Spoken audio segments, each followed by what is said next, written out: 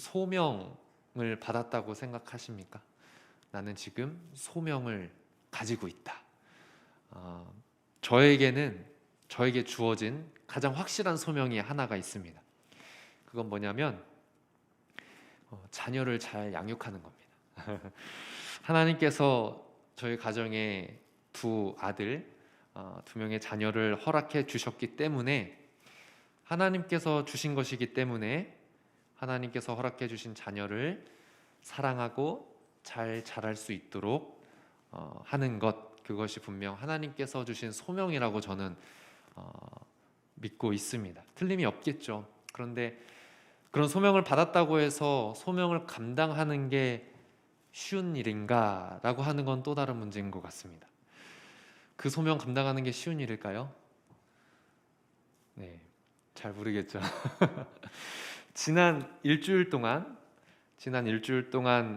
저희 집 첫째 아들, 어제 본 분들도 계시죠? 첫째 아들 수연이의 유치원 방학이었습니다. 아시는 분은 아시겠지만 이 한마디에서 느껴지는 게 있죠. 네, 웃으시는 분은 아마 공감을 하실 텐데요. 저는 어땠을까요? 행복했습니다. 일단, 네. 왜 웃으시죠? 아들과 함께 정말 행복한 시간을 보냈어요. 근데 행복한 시간을 보낸 것은 사실인데, 그러나 쉽지 않은 일주일을 보낸 것 또한 사실입니다. 제가 지금 이 자리에 선 것은 쉽지 않은 일주일을 보내고 난 이후에 여기에 서 있는 거예요. 자세히 보시면 아시겠지만 제가 좀 퀭합니다. 네. 왜 그랬을까 곰곰이 생각해봤는데, 제가 원하는 대로 또는 제가 이해할 수 있는 방식대로 지낼 수 없기 때문에, 그렇기 때문에 쉽지가 않은 것 같더라고요. 제가 원하는 대로, 제가 필요한 대로, 제가 이해할 수 있는 어떤 범위 안에서의 일상을 보냈더라면 뭐 어렵다고 생각하진 않았을 텐데, 이게 상상을 초월하는 일이에요. 네, 아시는 분만 아실 텐데요. 그런데 짧은 일주일 동안의 삶이 이런데, 그렇다면 자녀가 독립하기까지의 긴 시간은 어떨까요? 일주일이 이 정도인데 정말 그 긴 시간, 물론 행복한 시간들, 감사한 순간들을 많이 누릴 수 있을 겁니다. 그 오랜 시간 동안 자녀와 함께하는 삶이 너무나 행복할 수가 있어요. 그러나 자녀와 함께하는 그 삶이 단순하지 않기 때문에, 내가 이해하는 방식을 넘어서는 삶을 경험할 수 있기 때문에 생각만큼 쉽게 흘러가지 않는 것도 사실이겠죠. 자녀를 잘 양육해야 되는 소명을 받았는데, 그렇다고 해서 그 소명이 내가 계획한 대로 뭔가 자동문처럼 이루어지는 것은 아니라는 거죠. 그런데 부모로서의 소명만 그런 것은 아닙니다. 우리 각자의 삶 속에 하나님께서 우리에게 주신 소명들이 다 있습니다.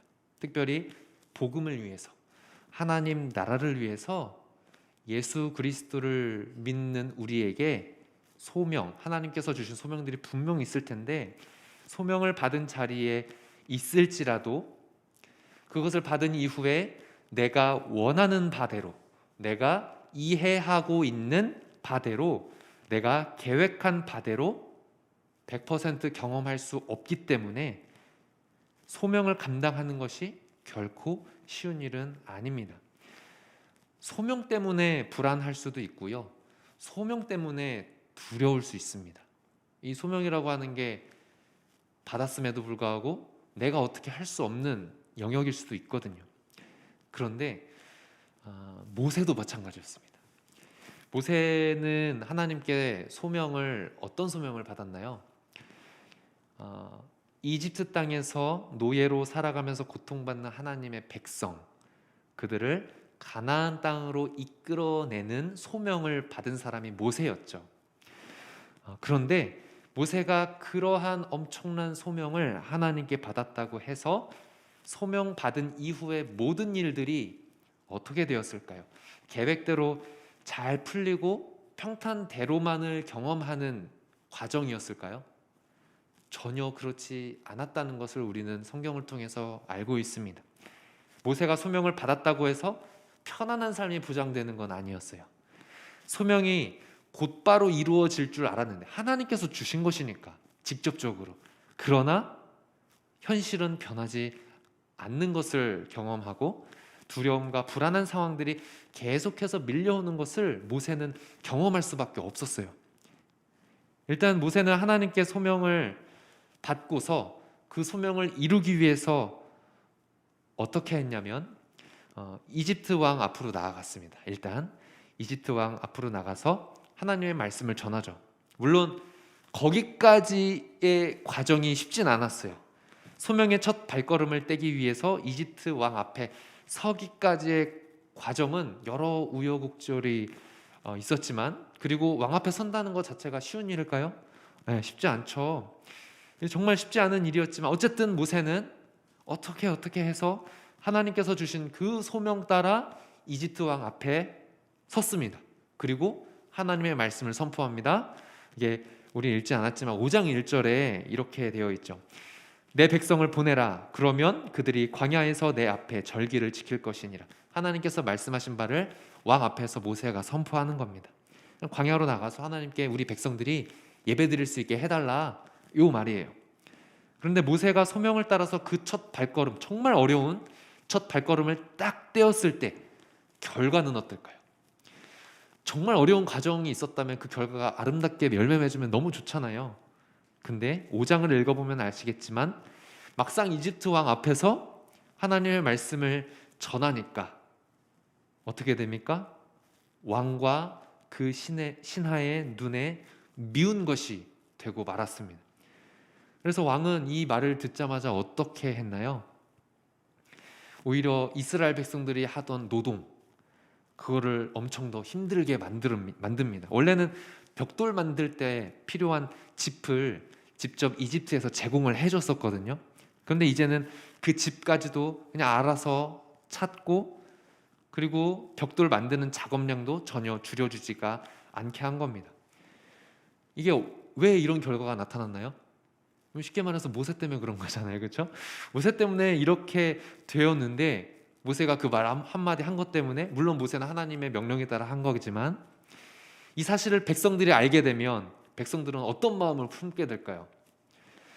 모세에 대해서 엄청난 앙심을 품을 수밖에 없었겠죠. 그래서 동족 이스라엘 백성들은 이 사건 이후로 마음이 상해버렸고 더 이상 모세의 말을 듣지 않겠다고 마음 문을 닫아버립니다.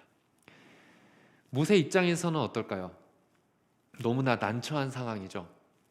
모세의 소명을 이루기 위한 상황, 그게 더 나빠졌어요. 하나님께서 함께 하신다고 했으면, 하나님께서 도와주시겠다고 했으면 하나님께서 직접 이집트 왕을 설득시키시든지, 아니면 백성들의 마음을 끝까지 지켜주셔서 모세를 돕도록 하시든지, 뭔가 상황을 해결해 주실 수 있도록 하나님께서 그렇게 해주시면 좋겠는데 그러지 않은 거예요. 하나님께서 소명을 주셨는데. 그래서 모세는 하나님께 하소연하죠. 5장 22절에 보면 이렇게 하소연합니다. 어찌하여 이 백성이 학대를 당하게 하셨나이까? 어찌하여 나를 보내셨나이까? 이렇게 하실 거면 왜 소명을 주셨습니까? 라는 거죠. 이에 하나님은 자신의 소명 앞에서 두려워하는 모세에게 어떤 반응을 보이셨을까요? 사실 모세는 처음에 하나님께 소명을 받았을 때부터 사실 의심이 많았고요, 두려움 투성이었습니다. 고통당하고 있는 이스라엘 백성들을 구원하실 하나님의 약속을 사실 모세는 품고 있었을 거예요. 그렇지만 그들을 이집트 땅에서 구원해내는 일에 자기가 직접 쓰임 받을 것이라고는 아마 상상도 못했을 겁니다. 그래서 모세가 자기는 부족하고 연약하니까 하나님께서 이 일에 너를 사용하겠다 하실 때 절대 못하겠다고 수많은 이유들을 막 늘어뜨리면서 하나님께서 주신 소명을 거부하죠. 하지만 그럴 때마다 하나님께서 보여주신 모습은 어땠을까요? 그래? 내가 널 잘못 봤네. 넌 그런 반응 안 보일 줄 알았는데 하면서 돌아서셨을까요? 아니죠. 끝까지 참으시고 모세의 두려움에 반응을 해주십니다. 그리고 설득을 해주십니다. 그게 처음에 모세가 하나님께 소명 받았을 때의 장면이었어요. 근데 지금도 마찬가지예요. 소명에 따라 이집트 왕 앞에 갔습니다. 근데 이집트 왕에게 거부당하고 또 자기의 동족들에게 거부당해서 매우 낙심하고 있는 모세를 향해서 하나님은 어떻게 하시냐면 네가 그거밖에 안 되니까 안 되는 거야 라고 하는 게 아니라 모세를 계속 설득하십니다. 6장 초반을 보시면 그런 장면을 우리가 볼 수 있는데요. 특징적인 건 이겁니다. 나는 여호와라. 나는 여호와다 라는 말씀을 여러 번 반복하시면서 자기 이름을 걸고 반드시 400년 전에 너희 조상들과 약속한 땅으로 인도하여 줄 것이라고, 너희는 내 백성이고 나는 너희 하나님인 것을 알게 될 거라고 하면서 계속해서 모세를 설득하십니다. 그러나 모세는 어떤 모습인가요? 저 같아도 모세와 같은 반응이었을 것 같아요. 여전히 풀이 죽어 있죠. 오늘 읽은 6장 30절 말씀 한번 보실까요? 6장 30절 한번 다 같이 읽어보겠습니다. 6장 30절 시작.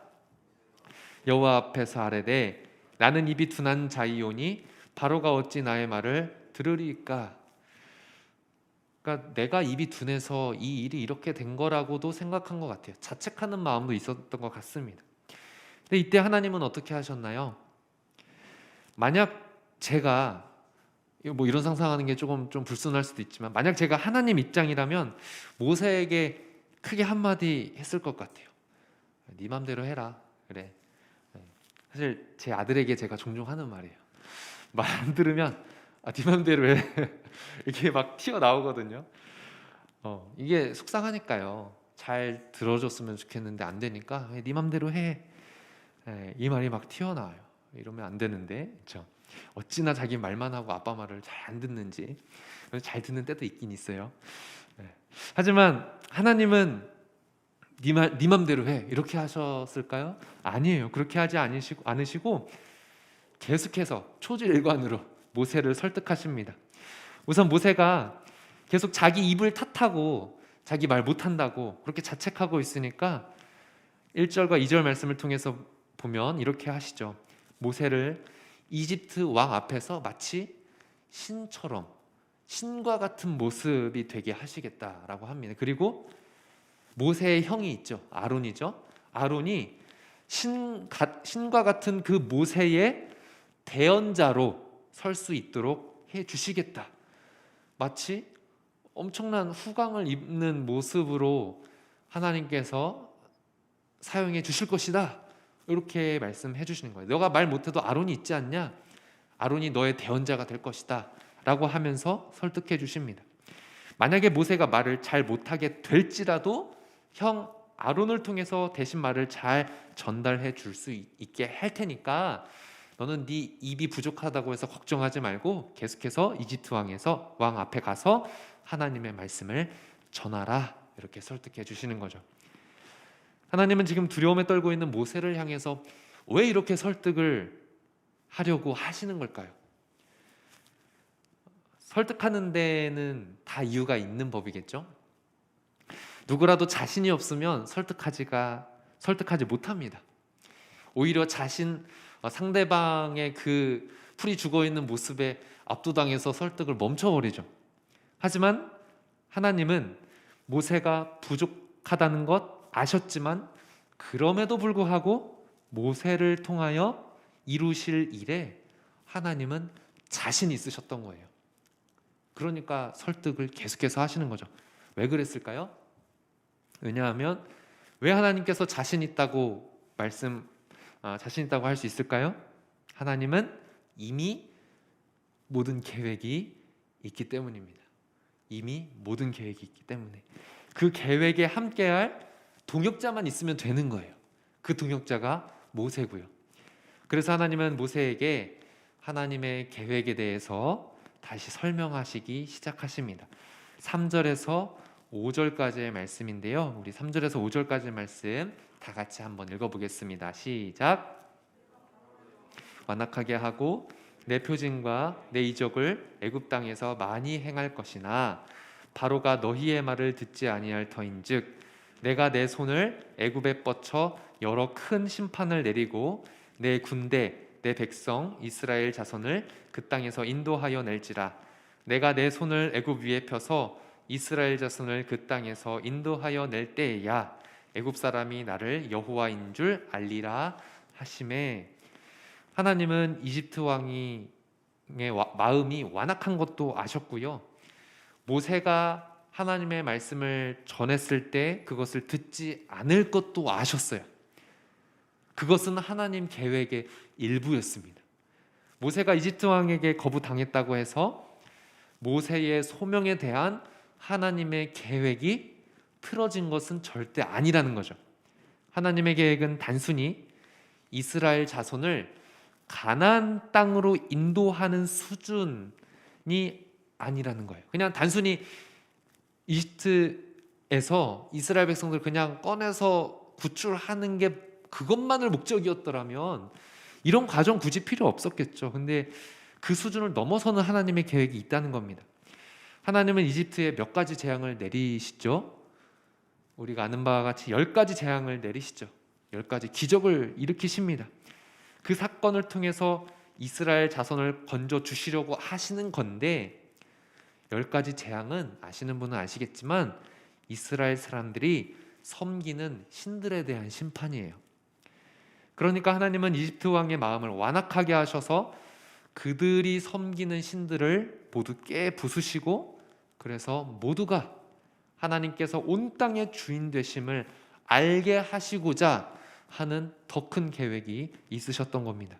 그리고 이러한 하나님의 계획은 이스라엘 백성들이 이집트에서 수백 년 동안 노예로 지내면서 그 안에 자리 잡혀 있던 노예 근성, 그 노예 근성을 뿌리 뽑고 온 세상의 주인 되신 하나님 안에서 진정한 자유를 누릴 수 있도록 하시려는 하나님의 큰 그림으로도 볼 수 있겠죠.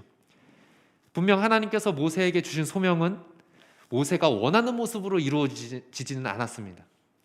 좌절을 경험하기도 하고요, 낙심되는 상황도 경험하게 됩니다. 그러나 모세의 소명은 모세 입장에서 모세가 원하는 방식대로 이루어지진 않았지만 하나님의 주도적인 계획 속에서 하나님의 때에 모세의 생각을 넘어서는 더 큰 하나님의 방법대로 하나님께서 이루어 주셨습니다. 그리고 하나님은 그 과정 속에서 모세가 지쳐 쓰러지지 않도록 계속해서 말씀해 주신 거고요, 계속해서 설득해 주신 것이고, 모세를 일으켜 세워 주신 것이고요. 근데 오늘 본문에 보면 모세의 나이와 아론의 나이를 밝히고 있습니다. 이때 모세의 나이는 몇 세인가요? 80세. 아론의 나이는 몇 세일까요? 83세라고 본문은 말하고 있습니다. 무엇을 말하는 걸까요? 하나님께는 사람의 나이와 같은 우리가 생각할 수 있는 어떤 가능성, 그러한 조건이 결정적으로 중요하지 않다는 겁니다. 소명을 이루다가 좌절하게 되더라도 하나님의 계속되는 설득에 결국 설득당해서 하나님의 크신 계획 속에 믿음으로 자기 자신을 내어드리는 것, 그것이 가장 중요하다는 거죠. 그래서 결국 모세와 아론은 어떻게 합니까? 그 하나님의 오랜 기간 동안의 설득에 설득당해서 순종하게 되죠. 그게 6절의 말씀입니다. 우리 6절 말씀 다 같이 읽어볼게요. 모세와 아론이 여호와께서 자기들에게 명령하신 대로 행하였더라. 80세, 83세였던 할아버지와 같은 그들이 혈기왕성할 때의 소명을 이루게 된 게 아니라 가장 연약할 때에 하나님께서 이루어 주신 것이고 거기에 순종하게 된 거죠. 우리도 마찬가지입니다. 우리가 치열한 삶을 살아가다가 소명을 받았다 하여도 하나님의 일하심을 느껴지지 않을 수도 있고 또 더디게 느껴지거나 좌절을 경험할 수도 있습니다. 이 길이 과연 하나님께서 원하시는 길인가? 하나님께서 기뻐하실 거라고 생각되어서, 하나님께서 나에게 소명을 주셨다라고 생각해서 내가 지금 이 길을 걸어가고 있는데 과연 이 길이 정말 맞는 길인가? 의심이 들 수가 있습니다. 왜 나를 이 길로 부르셨냐고 따지게 될 수도 있겠죠. 그러나 연약해 보이는 우리의 삶 속에 하나님의 계획은 분명히 있습니다. 하나님 나라를 위해서, 주의 복음을 위해서 우리에게 허락하신 소명의 길을 발견하고 걸어나갈 때 하나님은 우리를 향한 큰 그림을 그리고 계시고 그 계획하신 것은 변함이 없습니다. 비록 우리가 경험하게 되는 여러 가지 상황들과 핸디캡처럼 여겨지는 나의 조건들, 나이, 성적, 성격 등이 소명에 대한 의심을 자아내게 할 수는 있을지라도 하나님은 약속의 말씀을 통하여 우리를 계속해서 설득해 주시고 우리를 일으켜 세워주세요. 그게 하나님과의 동행입니다. 하나님께서 주시는 소명은 우리의 생각대로, 우리가 가능하다고 여겨지는 그 가능성대로 이루어지는 것이 아니라 하나님의 크신 계획에 따라 이루어지는 겁니다. 그게 하나님의 소명입니다. 하나님께서 끊임없이 약속의 말씀을 통해서 설득해 주시는 것에 달려있는 것이 하나님께서 우리에게 주시는 소명이라는 거예요. 2023년 새로운 한 해가 밝았죠. 청년의 때에 새로운 소명을 품고 주의 길을 걸어가고자 우리는 이 자리에 다 모였습니다. 주의 소명의 길을 걸어가고자 할 때 크신 계획, 하나님께서 꿈꾸시는 크신 계획을 가지고 우리를 여전히 기다리시면서 우리에게 말씀으로 설득해 주시는 그 하나님, 우리가 그 하나님을 믿고 신뢰하는 올 한 해가 될 수 있었으면 좋겠습니다. 우리 자신의 가능성을 바라보면서 우리의 소명을 바라보지 않고 하나님께서 계획하신 크신 계획을 신뢰하며 하나님께서 우리를 통하여 우리에게 주신 소명을 하나님께서 이루어 주심을 믿고 신뢰하는 우리가 되길 주님의 이름으로 축복합니다. 기도하겠습니다. 주님, 새로운 한 해가 밝았습니다. 하나님께서 허락해 주신 소명을 생각해 봅니다. 하나님, 그 소명을 생각할 때 아직 받지 않았을 수도 있고 또 지금 그 소명을 위해서 열심히 달려가고 있는 상황 속에 있을 수 있지만 무엇보다 그 소명을 이루어갈 때 하나님의 크신 계획을 더 신뢰할 수 있도록 인도하여 주옵소서. 예수님의 이름으로 기도드립니다. 아멘.